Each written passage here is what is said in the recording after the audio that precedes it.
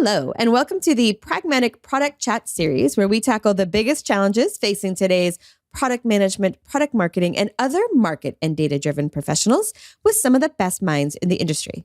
I'm Rebecca Caligeris for Pragmatic Institute and your host for this episode. Today, we are going to talk about one of my favorite topics, which I know is not an unusual thing for me to say, but I am at my core a marketing person. I love product marketing, product management, but like at the core, it bleeds marketing.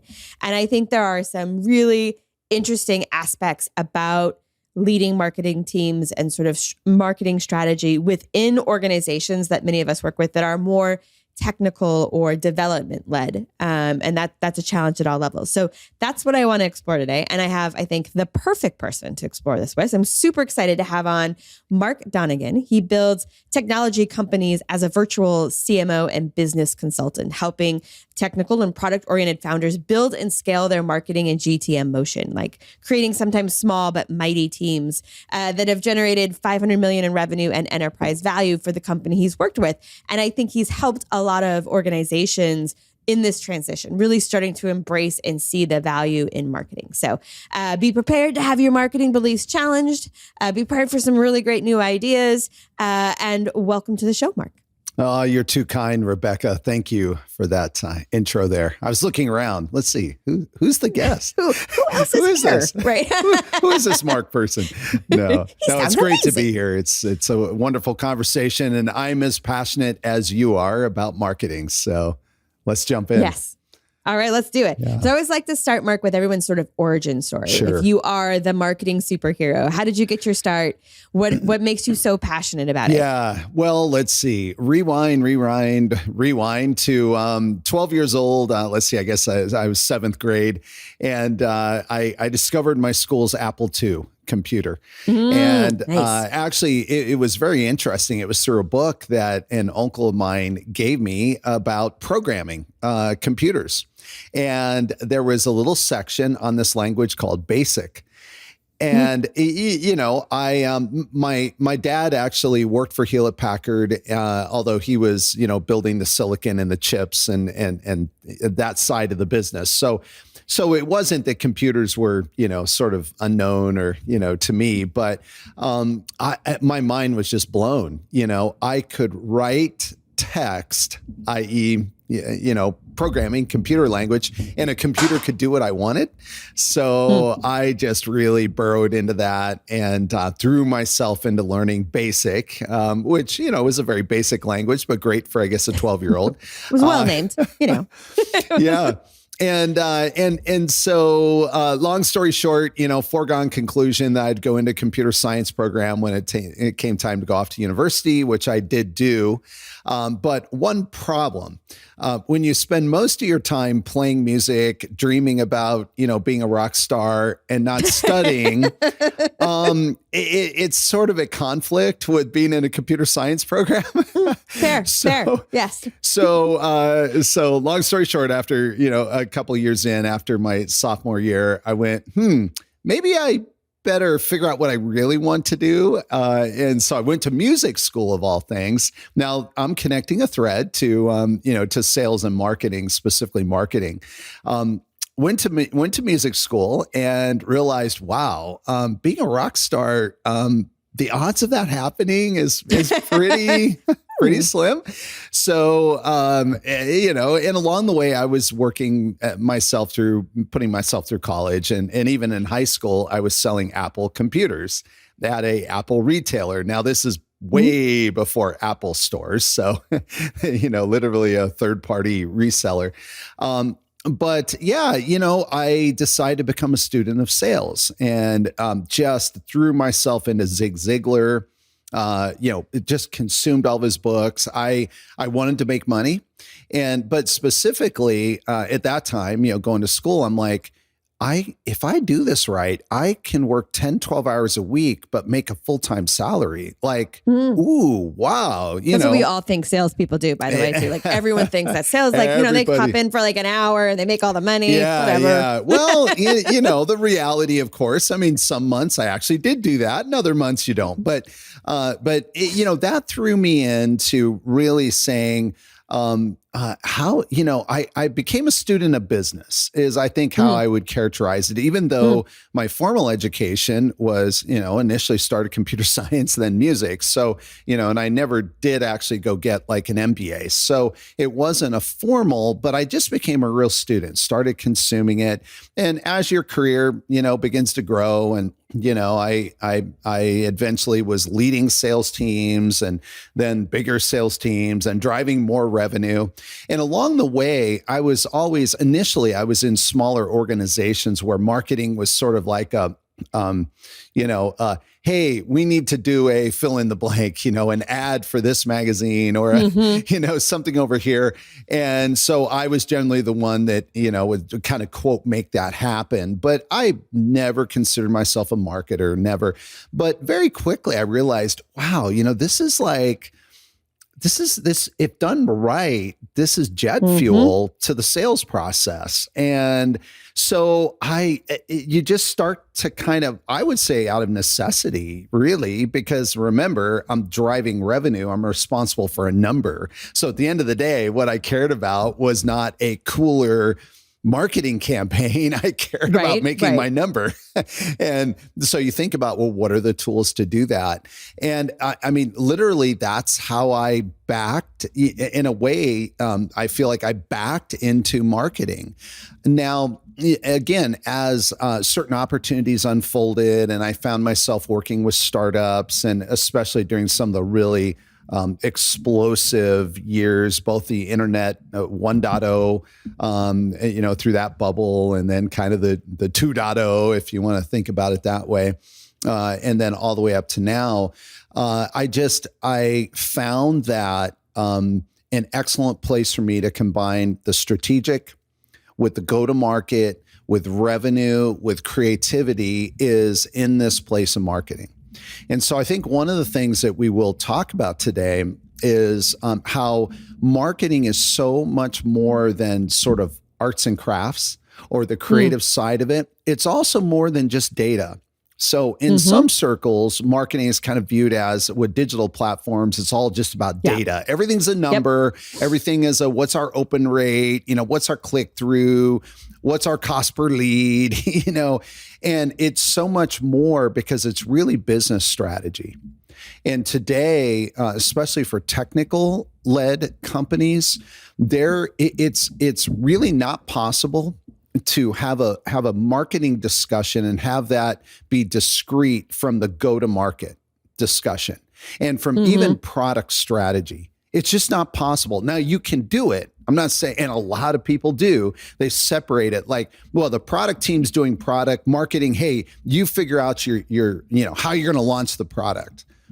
Go to market, the sales leader, you figure out how you're going to sell it. And everybody's kind of doing their own thing. It just doesn't work today because the buying journey, especially in B2B, is so diverse and so complex and so dynamic. And so it's so much bigger or longer, or it covers so many steps than it used to. You talk about, you sold computers. People went to a store like that. That's the only place you bought them. Yeah, that's this right. happened, guys. I promise. Right? And you go, and so you had a very specific sort of framing of when it happened. They had very limited places to get information. It was a very, very different than the way people buy, shop, trial, test today. And I just have to say, you described perfectly why I love marketing and how I think of marketing, right?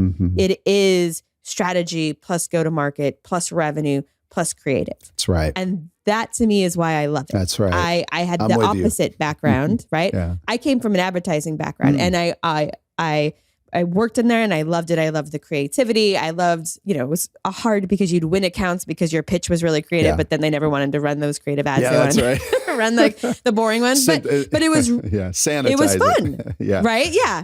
And then, but I soon realized that I needed the strategy part. I needed to understand the business and the goals, and I enjoy both sides of that. And I think marketing gives you that balance of both. Really good marketers, that's what they're doing. And to your point, it is not discrete or separate. It is integral to a lot of these things. There's no way to disconnect them now. That's right. Yeah. Yeah. So Yeah, I don't have anything to add to that. No. You know, Marketing's awesome. Yeah, Thank you for that's right. listening. That's No. right. Yeah. But you talked about too that you had started at a lot of smaller organizations, Yeah. and I know that's an area of focus for you today. It is. Right? Is working with sort of startups and growth stage organizations. That's a lot right. of founders. Yeah. So talk to me a little bit about what your engagements look like today. And how you help those organizations sort of start to embrace the idea of marketing. That's because you and I have talked about it briefly before. A lot of technology founders, product-led founders, they don't embrace sales and marketing. Yeah, they that's right. resist it for quite some time. So let's talk both about how you get them to start to embrace, and then what does that kind of those first steps really look like? Yeah, great question. So it's true, Rebecca. I specifically, and I guess it's because I do lean technical, and I'm just more interested in technology and technical products. So so some of it's just a personal interest, but it's also my background. I've worked really exclusively in companies where technology was really the core of the product, or even what the whole commercial offer was. In some cases, literally licensing technology, sometimes as software, sometimes as algorithms, et cetera. So I am very empathetic to technical founders and product-led founders who don't, and I use air quotes, but sometimes you'll hear in marketing circles, oh, that company, that person, that CEO, that founder doesn't get marketing. And it's usually said in a very negative, very, like they don't get it. I can't lie. There was a time where maybe I had a similar feeling, like how come, they don't get it. I have become very empathetic to why that is. And so let's look at why that is, and then we can talk about how to change that. So if anybody's listening and, you're thinking, yeah, maybe that's me, because, like I still don't really get, how marketing can help us or what marketing really does. So the reason it is if you think about it, just by very definition, a engineering-led, a product-led founder oftentimes comes from a very large organization, sometimes an absolute world-class organization, coming out of Facebook, Google, Apple. I mean, just go down the list, right? And those organizations are so large. The brands have such massive halos that if you're an engineering leader, by definition, everything you build just gets adoption. Right. Now I'm not suggesting, I'm not suggesting that inside those organizations that every product is a hit and, they have their metrics right. And, Google is famous for having a lot of products in beta, which I don't think they really do anymore. But for many, many, many years, the products we used had a beta label on it, know. And so, these, I'm not suggesting that they don't have metrics. And even if they get a couple million users, that they might say, gee, that doesn't meet our mark and we kill it. But the point is that you largely could build something and it's true. The users would just come because you're Apple, you're fill in the blank, right? So all of a sudden it's a little bit of a hoodwink almost where, that engineering founder has a great idea, grabs a few other coworkers and says, if we go build this, we're going to be the next fill in the blank, whatever that is. So it's very natural. So I've become incredibly empathetic to why the belief is there.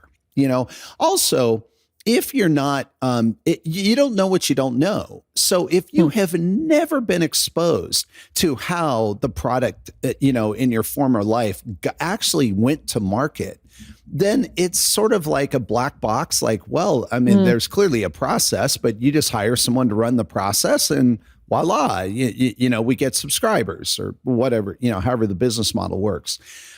So this is how technical founders get themselves into the situation. It's just really lack of knowledge is what it is. Now, there's responsibility on the marketer's side because unfortunately, there are, especially in B2B, and I work really exclusively in B2B. I don't know the consumers, and from a marketing perspective, don't know it, don't care to know it. I love working in business context. So everything we're talking about is B2B here. But what happens is there's a lot of what I like to call MBA marketing in B2B companies. And what I mean by that is that it's a playbook that pretty much every MBA program, whether it's, in an Ivy League, Harvard Business School, Stanford, et cetera, or, a lesser known school, the playbooks are all the same. So people come in, they start executing this playbook, and the market has shifted so dramatically, meaning that the way that buyers buy today has shifted so dramatically from the playbook that there is a lot of B2B marketing that is executed textbook correct or textbook right and is completely falling flat. So here you've got a founder who experienced in their former life before they started the company, building stuff that just gained massive adoption, being able to work on some of the hottest, new products and exciting brands and all of this, not exposed at all to how their product actually made it to market. They spin out, start a company, and their basis is, well, when we build something good, it just gets adopted because it's so good. Then they say, okay, well, my board tells me I need to hire a marketing person. So I'm going to go, oh, wow, I found someone from, fill in the blank, some other big company, right? Yep. And again, attractive that marketer logo joins.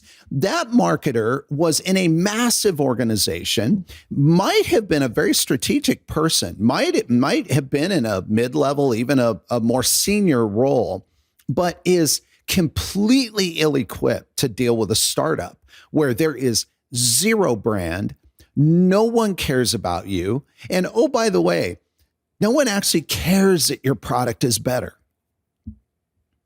And that's when it gets super sobering. And usually when I engage with founders is where it dawns on them, better is actually not how you win.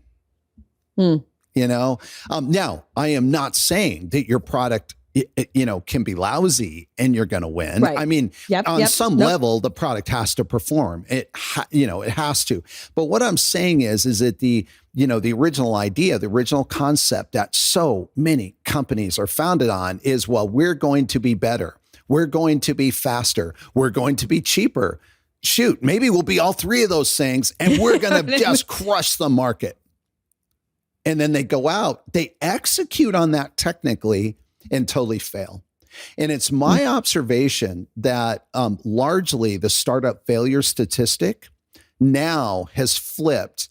In the internet 1.0 era, so I'm talking like the late 90s, early 2000, let's say up to about 2005 in my observation. And I was super active starting around 99, 98, 99, and then on. During that period, there was an element of, if you could actually get your solution to work, your odds of succeeding were somewhat high because it was hard. You had to go buy servers. You had to rack them. You had to build. You had to truly build. Now with the cloud and with, just all of the, and forget generative AI and the co-pilots and all. I mean, now it's ridiculous. It's like, literally you can build a product, bring it to market and not have engineers. Now, I'm not talking about the most advanced, but, anyway, during that first era that I outlined, the product, a lot of times the company failures were because the product just didn't work. They couldn't get it to really work. And they had customers lined up, but they couldn't get it to work. Somewhere around late, 2000, 7, 8, 9, by 2010, 11, 12, somewhere in there. So about 10 years ago, the situation flipped where all of a sudden it's like, well, wait a second. I can go pay per use on AWS. AWS has amazing tools that I can leverage. There's talent out there and there's talent even worldwide. So you could, even going back 10, 12, 15 years ago, you could start tapping into lower cost engineering resources. So all of a sudden, the cost to build your startup, build your product ratcheted down 50, 60, 70, maybe 80%. And this is 10 years ago that this situation was. So then the risk was not on building the product. It started to flip to market. The problem is that now the founders, that's also why, if you think about it, there was a bit of an explosion of very interesting SaaS companies, products, really legitimately interesting solutions. 10 years ago, 11 years ago, this is when the MarTech space started taking off. FinTech, you start thinking about, these sectors that are now huge and massive. They start exploding because all of a sudden, and I'm not suggesting that it was, quote, easy to build product, but it was faster, way less expensive. And yes, it was easier, to build product. But along the way, the founders didn't engineer the market. So your startup failure rate largely remained unchanged, but the risk moved from product to market somewhere around, I don't know, in my estimation, 2010, 2011, is where it moved from being, do we think that they can get this product built, to do we think they can actually build a market? That's the switch. And so my work with founders really is, I don't generally engage. If someone's not convinced, it's not my job to convince them. So I'm usually getting contacted at a couple different points. One point is the founders have sort of, woken up and said, oh, wow.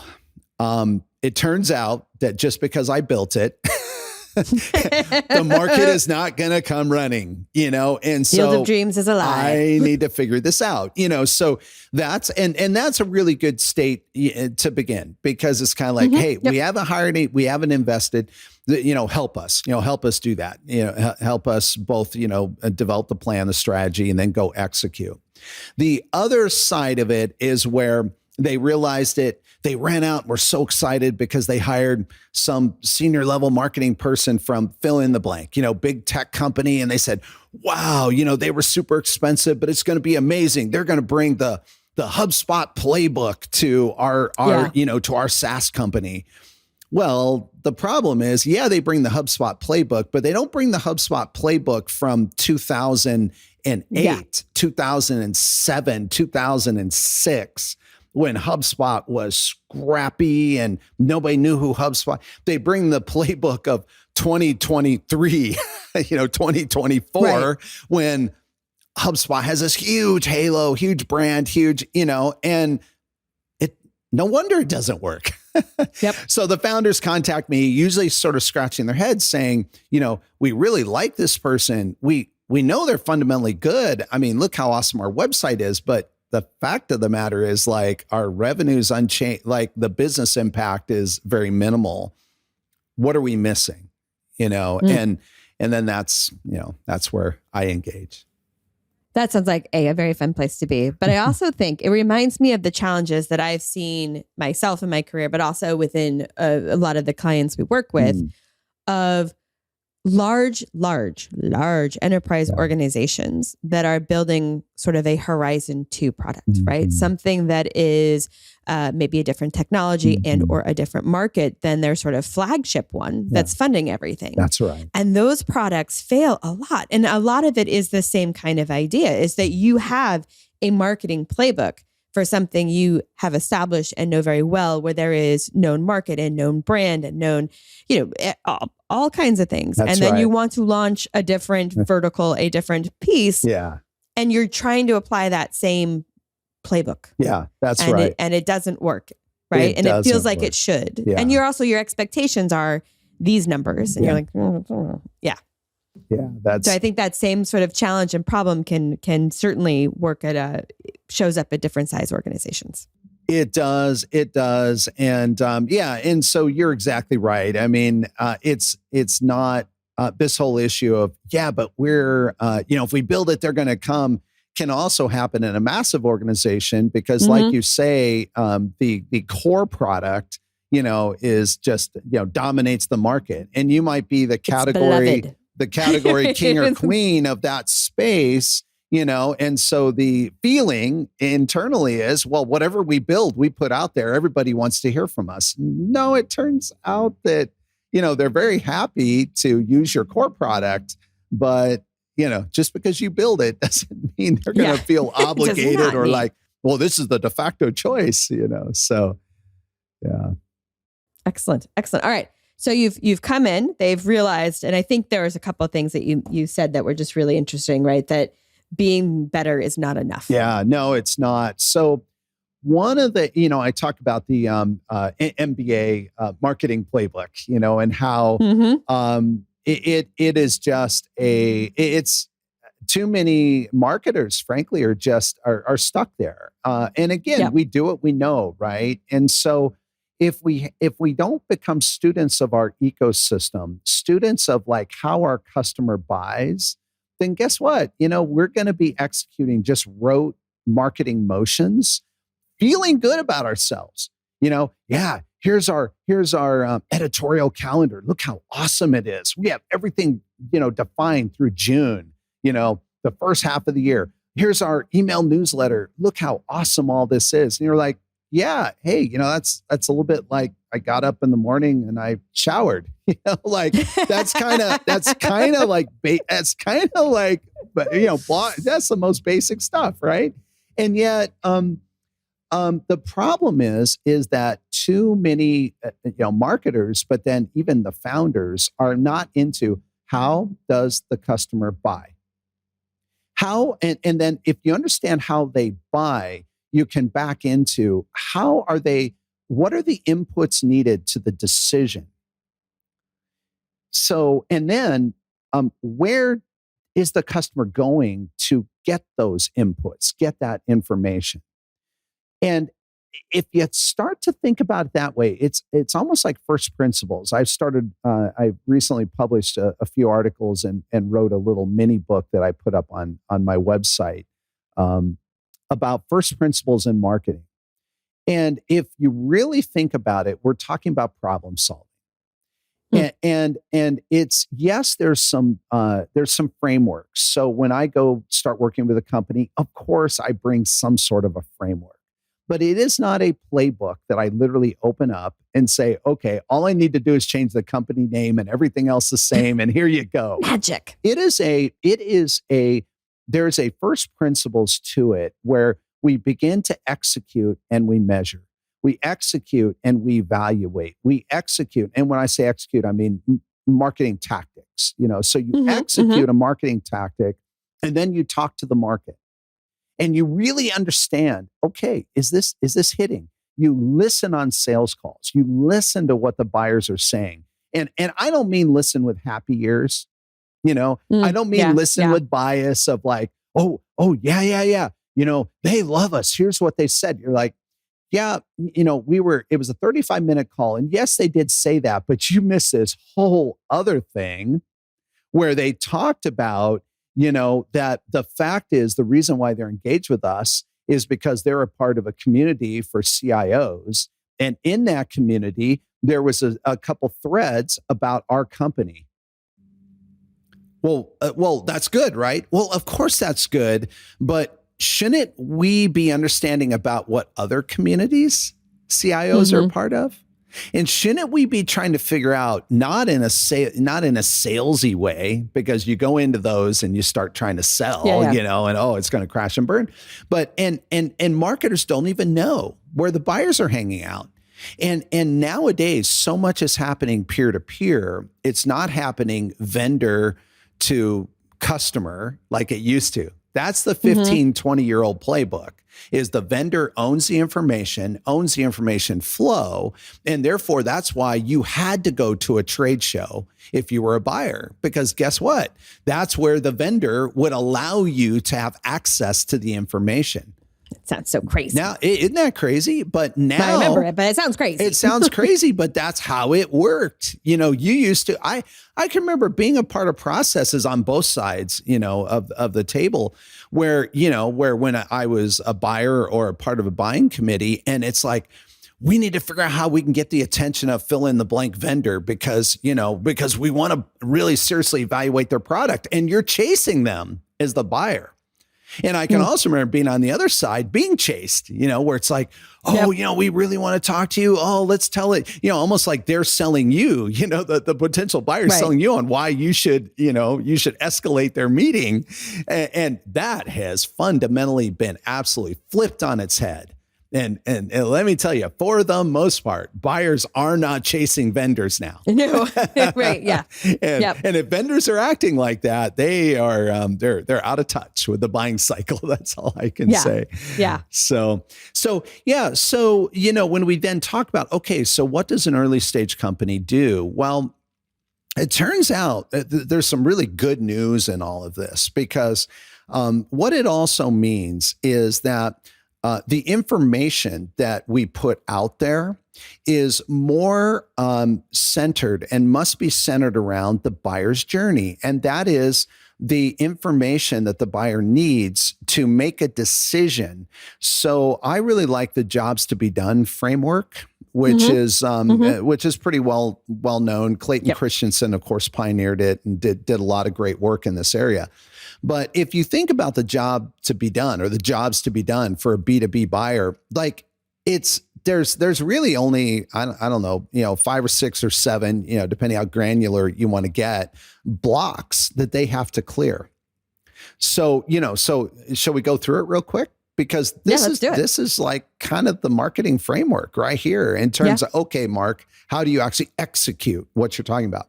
So if we think about it from jobs to be done, what does a B2B buyer have to do? Well, the first thing is they have to identify their problem.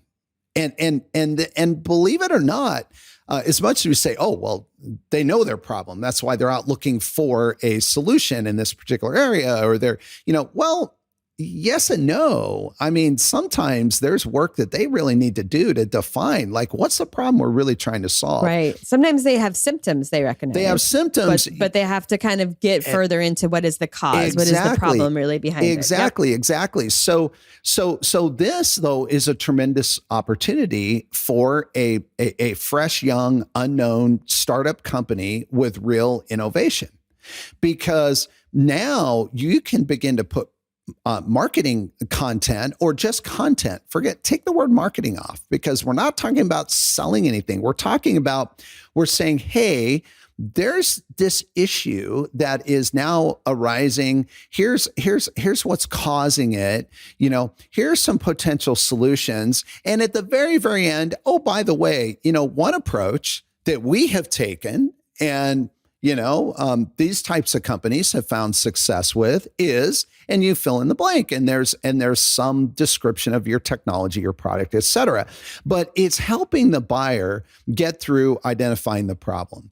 After they feel like, okay, so the buyer says, okay, I now can define what our problem is. We feel we have our arms around it. Gee, I wonder what solutions are out there. Okay, so now they're looking for solutions. Then they have to go through a requirements building process.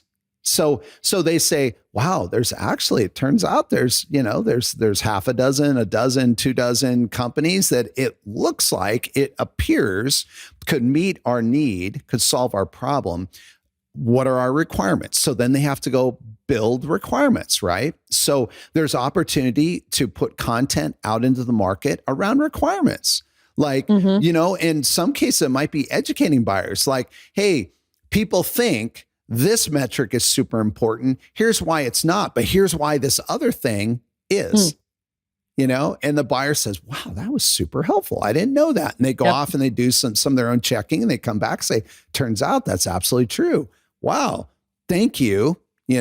Whatever company provided that information to them, that was helpful. Then they go through a supplier selection process where now they say, okay, of those, 15, 20 options that we've identified, we can't meet with all of them. So what are the 2 or 3 that we will? Now, I want to stop here because this is super important. Gartner has been saying since like 2018, 2019, their surveys have been showing this. Forrester, pretty much all of the analyst firms that look at like B2B buying and B2B marketing, B2B sales have been saying this, that buyers are now more than 50% of the way through a buying process before they contact the first vendor. Now, let that sink in of what that means from a marketing perspective.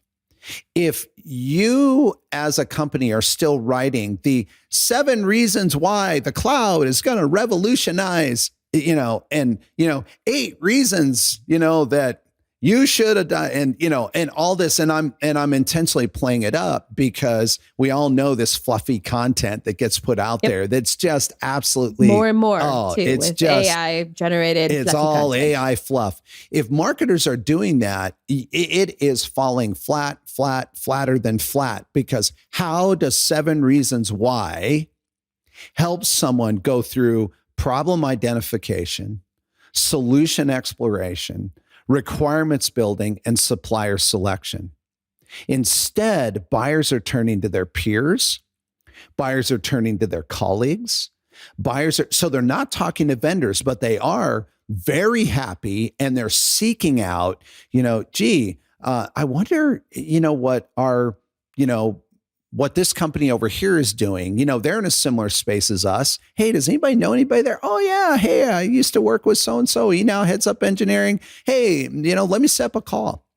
And so they're getting on the phone, hey, Rebecca, we understand that you guys are doing this and that. And, we're thinking of a similar thing. Would you mind sharing? And you're like, wow, funny, you should ask. 6 months ago, we just migrated and, we looked at these 3 and, these guys were a disaster. But you know what? We chose this company, but you know what? We almost chose this other company. They were good too. Who's going to get the call? Yeah. And the point that I hope I'm driving home in this is that this wasn't branding. This wasn't just a logo. It's not because, we spent $75,000 on sponsorships at the biggest industry trade show and people went, oh, wow, I keep seeing the logo. I have to go talk to. Yeah, maybe very, very, very small. Maybe at some point somebody thinks, wow, that's interesting. At the last trade show, we saw those guys' logo everywhere. We didn't talk to them. And so it makes people kind of feel safe, like, the company must be legit. So I'm not suggesting that like branding is gone and all. That's not what I'm saying. But what I am saying is, if the primary strategy is we're going to go to a trade show or we're going to, go into some public forum and we're going to slap our logo everywhere and everybody's going to go to our website and they're going to, it's wrong. That's not how decisions are being made. So let's go back to the B2B buying jobs. So problem identification, solution exploration, requirements building, supplier selection, all of that today is largely done without talking to one single vendor, which means that if you're not putting content out that can help the buyer through one or all of those steps, the odds of you getting a call is very, very, very slim because they don't know about you. Then you go into, at that point is when they start to reach out. And they say, okay, we now supplier selection, we've got a short list, let's go set up some meetings. Then you go into a validation process. Okay. And so that normally looks like a POC, or some proof of value type process. Maybe it's real formal, maybe it's informal, but there's always going to be some process where, where the buyer says, okay, we need to make sure this thing actually can meet our needs and does what they say it can do. And then you go into, so after you go through that process and they say, wow, it does everything and we can integrate it. And, this ticks all the boxes. Then you go into what I like to call consensus creation. Because the buyer's journey now, there can be 8, 10, 12, 15, even more constituents on the inside of the buyer's organization who there's only 1 or 2 people who probably actually hold the budget, i.e. can say yes or no, can say yes, to the spend, but everyone else on the buyer's committee can say no. And another thing that has really flipped in B2B sales, and not all sales organizations have woken up to this, is that there's still a fixation on we've got to get to the economic buyer. Economic buyer is everything. Now, yes, they are everything, because if you don't they're the one person who can say yes. However, it's often done at the exclusion of the 6, 8, 10, 12, 15 people who can say no. And in a technical sale, almost always, in fact, in my personal experience, painful experience, where I thought deals were done, 7-figure deals were locked in until they weren't. In literally 100% of the cases, it was an SME who overrode a much, much, much more senior person. I can think of one sales process where the CTO, and I don't mean a like division CTO, I mean the CTO for a Fortune 50, made a buying decision. We were well down the path. I mean, we were backflips and everything else, being a newer startup, 7-figure deal, massive deal for us. Got overridden by a subject matter expert, individual contributor. I mean, I don't know. He's probably 6 or 8 levels below the CTO. It's a Fortune 50, it's a massive, massive, massive company, wireless company. And at the time, of course, we're just beside ourselves, how is this even possible? It's the CTO of, how is this even possible? In retrospect, looking back, I now have full clarity of, number one, how it was possible. Number two, why it happened. And number three, it makes sense. Okay, yeah, the CTO, very responsible position, but how in the world can that person, no matter how intelligent, and they can't possibly know about all of the nuance of the technical decisions? And they have these SMEs for a reason, right? So you're going to either listen to them or you're not. So how would that work, to have someone who truly is a subject matter expert? And in this case, I'm thinking of the person truly was an expert. So it's not like it was sort of a pseudo expert that came in, now, could he have chosen to adopted our solution? And of course, and of course you always think of we could have done this position that way. You always think of the what ifs and but the point is that this is the way B2B sales works today. And too much marketing and too many sales motions are running against either they're focused in the wrong areas, or they're just too focused on kind of this bigger picture, like, let us come in and let us show you how great our product is. And by the time you're invited to come in, good news is you're already on a short list, so that's good news. But the point is that if you don't explain how you're relevant before you even talk to them, so you make this content available, you're publishing, you're on LinkedIn, you're easy to find. When they go to your website, they can get this information easily. If you're not doing that, you're not going to get invited to present, unfortunately. And it's going to feel like beating your head against the wall, because as a young startup, it'll feel like we just need, nobody knows who we are. If they just know who we are, they're going to, and it's like, no, that's actually, that's not going to solve your problem either. Just because they know who you are, just because they recognize the logo, just because they've heard some good things about you, if they don't understand as part of this buying journey, how you're going to help them, they're not going to call you. Well, and it sounds like, and I think there's a lot of things that you said, right? That first of all, many of the jobs to be done are done without your involvement. Yes. Right? Yes. But it's important then that you are providing materials, educational materials, thoughtful materials, not clickbait materials, right? Exactly. That they will leverage, and also the peers would leverage, right? That's There's a lot of like, oh, you asked about this. I just read this here is Yep. really interesting, Yep. right? That's a really common piece. Yeah. And then I think the other part of it that's super interesting that you put really, really well was the consensus required for when we're talking sort of larger implementations, technology, and the number of influencers that can say no. Yeah.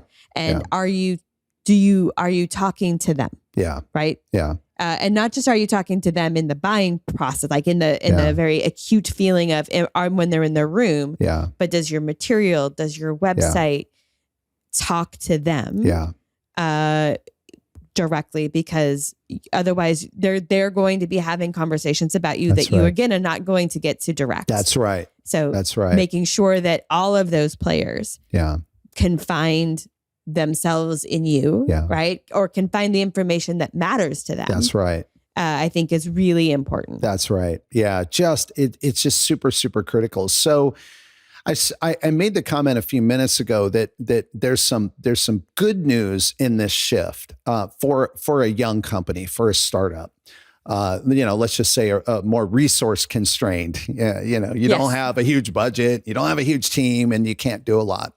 And the good news is that 15 years ago, you really did have to go to the big trade shows, and you really were competing with these massive booths and these, big fancy, after parties and, all this kind of stuff. And you're a young startup going, what do we do? We just don't have the money, and here's, the leader, and, they've taken over the whole West Hall, it's like the convention center or whatever. I'm not saying, still you go to big trade shows and the big companies have their booths, right? So in some levels it could be like, well, Mark, that hasn't really changed. But what has changed is that the buyer who's walking around now is walking around with a very different mindset. And they also have really adjusted to the reality that just because you have a big booth or you don't have a big booth, that is not correlated to your product, to the success of your company, et cetera.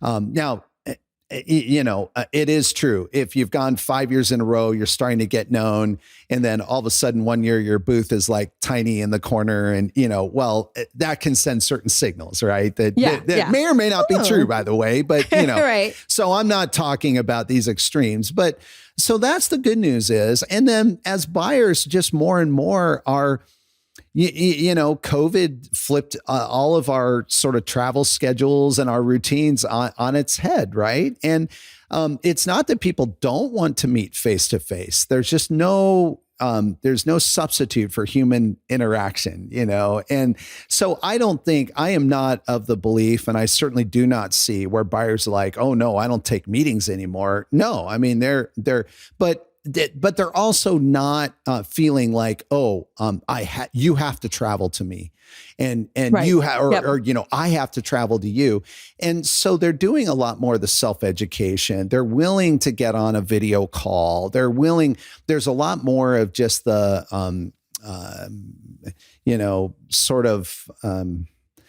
less almost obvious, ways that buyers are gathering information. And so, our job is to keep our ear very close to the ground, understand the process, listen to the buyers, listen to the customer, and always be thinking, the companies I work with, I'm always advising them, always be asking yourself when you hear something, not just, oh, that's interesting, write it down, go, what piece of content could I create that the next time they're looking for that information, or the next time they're curious about, or the next time they're wondering about, they could discover that.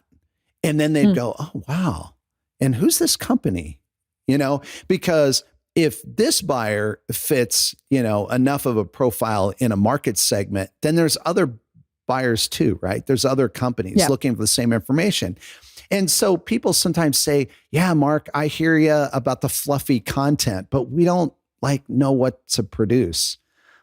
It's really simple. Go listen to your customer, and then just listen, and then say, that's interesting. They were asking a lot around net zero, 2030 initiatives and this and that, and how we might be able to help them.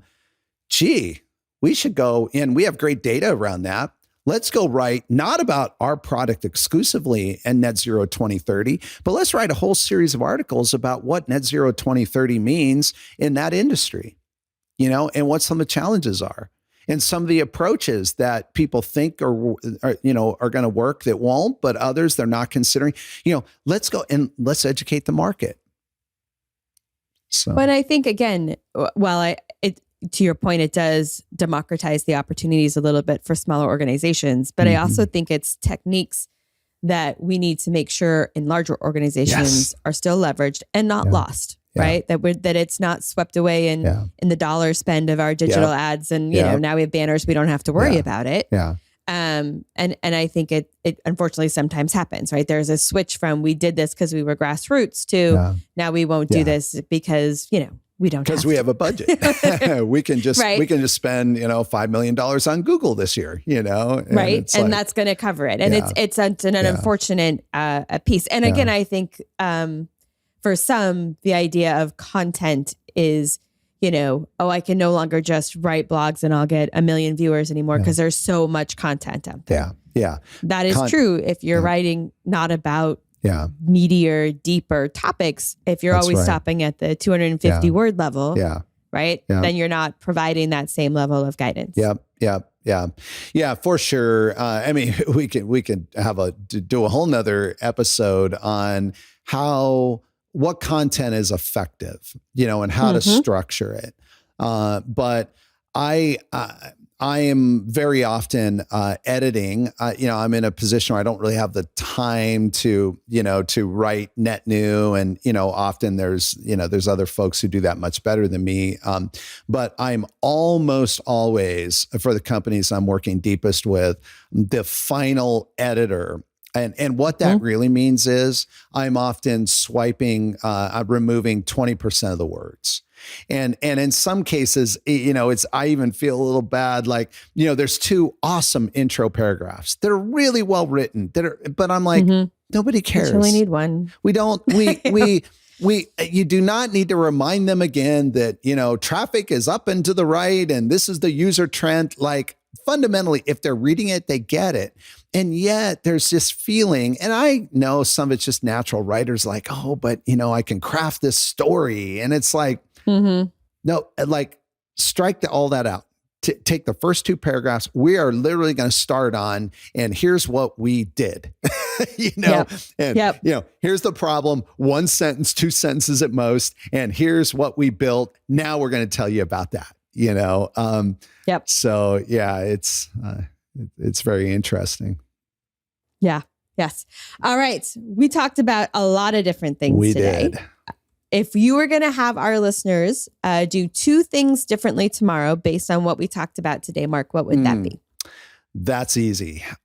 Get in front of a customer. Literally, get in front of a customer. Now, that might mean, probably getting on a call or something. But the point is, listen to a customer, and don't just listen tomorrow. Make sure you do it at least once a week.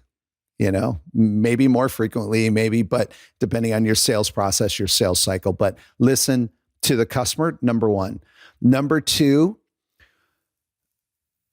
you know about your business. There's no doubt about it. And depending on where you are, and, if you're the founder, of course, you certainly know about your business, but let's just talk to founders or more senior executives.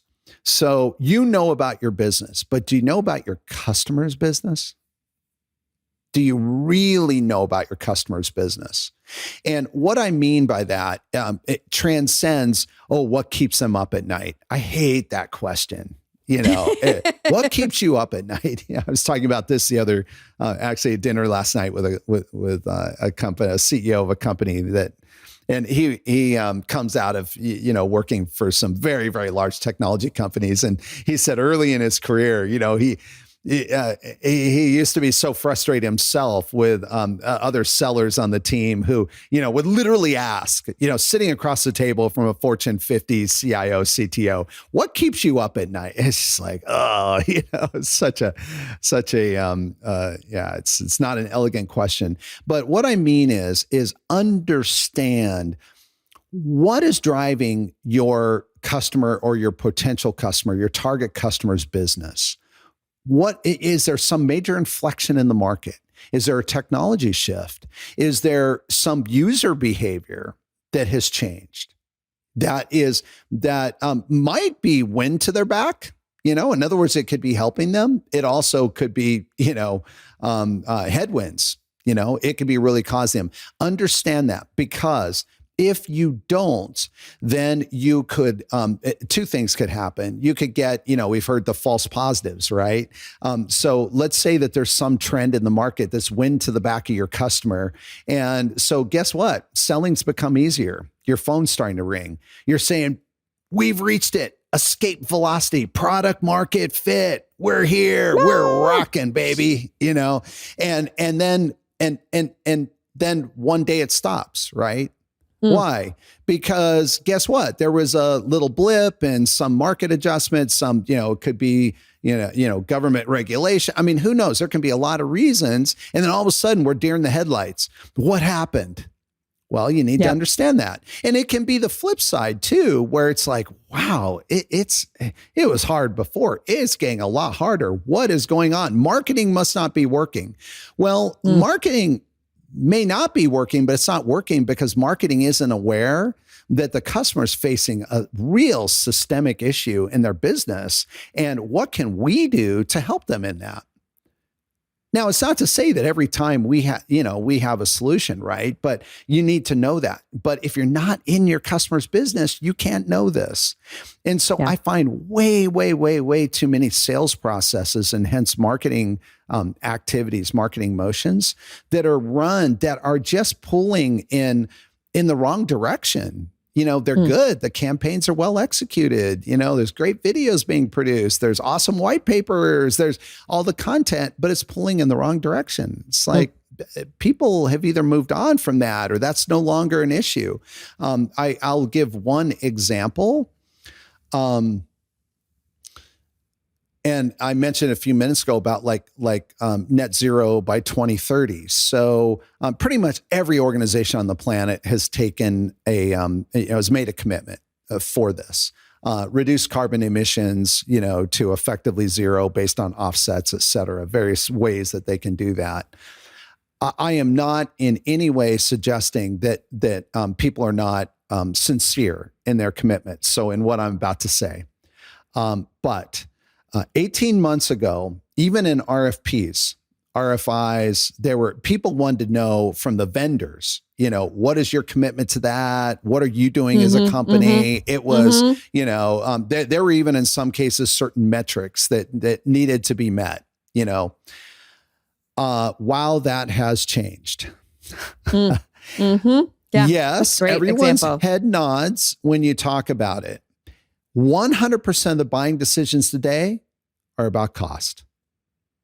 Cutting OpEx, CapEx. Now, again, what I'm not saying is, they're all insincere. I am just saying that the reality of how buyers are actually making decisions is that it's about economics.